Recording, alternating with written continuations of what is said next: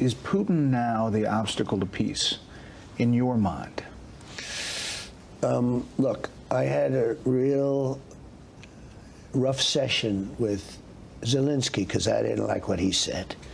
And he was not making it easy. And I always said he doesn't have the cards. And he doesn't have the cards. And, you know, I'm being honest. He doesn't have the cards. You're dealing with a massive army, and you're dealing with somebody that's brave, that had great equipment. But I haven't seen you get personal. On True Social, you said, Vladimir, stop.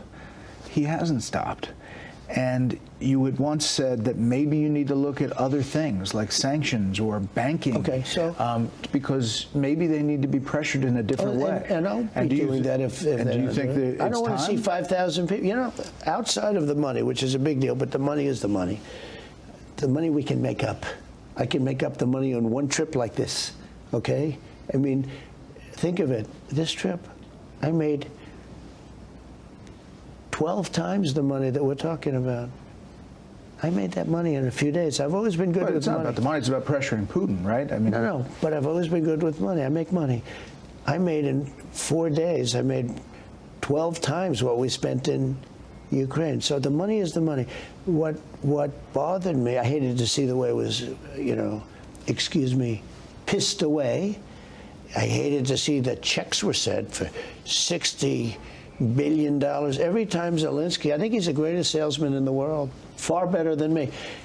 Zelensky, he comes to Washington, he walks out with $100 billion every time he came, $100 billion, $100 billion. Now his abilities were shrinking because the last time I only got $60 billion. But Congress is very upset about it. You know, they're saying, where is all this money going? But I'm focused on Putin. We sent checks. We don't only send we sent just checks. We sent just cash. Where is it? The Europeans have been very badly hurt by this. They spent a lot of money also. They spent $100 billion. We spent $350. It shouldn't be that. It should have been the other way around. But are you going to put the they have screws not to been Putin? treated. Wait, they have not been treated right by anybody. This is a war that they're, you know, spending a lot of money on. We've been treated worse than them because we had a very stupid person as a president. And if I can solve that problem, and it's a bad problem, because I will tell you, Putin, it was the apple of his eye. He never would have done it if I were president. Never, ever would have done it. 100%. I think you even, most people, actually even Democrats say that it wouldn't have happened. But we inherited a mess, okay? I think it's going to get solved. But you know that Putin wanted the whole thing. He didn't want a piece. He didn't want a chunk. He wanted the whole thing. Somebody said, well, what do we get out of it in terms of, let's say, Ukraine? Right. You know what they get out of it? A large portion of the country. It's just, Senator Lindsey Graham has 73 co-sponsors on this bill to sanction Russian oil and anybody who buys Russian oil. He's making the pitch for the bill saying, why should China get the benefit of cheap oil from Russia as Putin continues the war? At some point, there has to be leverage on Putin. And I assume that you've talked about that. Nobody uses leverage better than me. Look what I did to Iran. Look so what I did. It's changing. It's not changing. I always had that. I will use that if I have to. I'd rather not use that. By the way, that's a big deal. I just put it on Venezuela. It's secondary sanctions, it's called.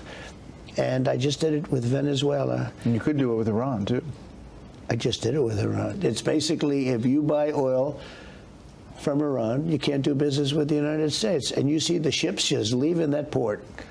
You know, in Venezuela, it was amazing. But why not do it with Russia? You had to see well, I will. If I do, honestly, I will. If we're not going to make a deal, we're going to see whether or not this is Turkey time. You know, this is now we're talking Turkey, and we'll see what happens. That would be crushing for Russia because they're having a hard time now with the economy. Oil prices are low. You know, it would change the dynamic. Okay, so like, he's incompetent. He doesn't want to see the war. Because, you know, everything he said was wrong. The way he talked about Putin, the way he said the threats, I mean, you know, it's just wrong. But here's what was really wrong. He let oil go from $65 to $100 a barrel. Putin was making a fortune. Now I have oil down, so nobody's making a fortune anymore. And it's going to go down further. Because I'm baby drilled, you know.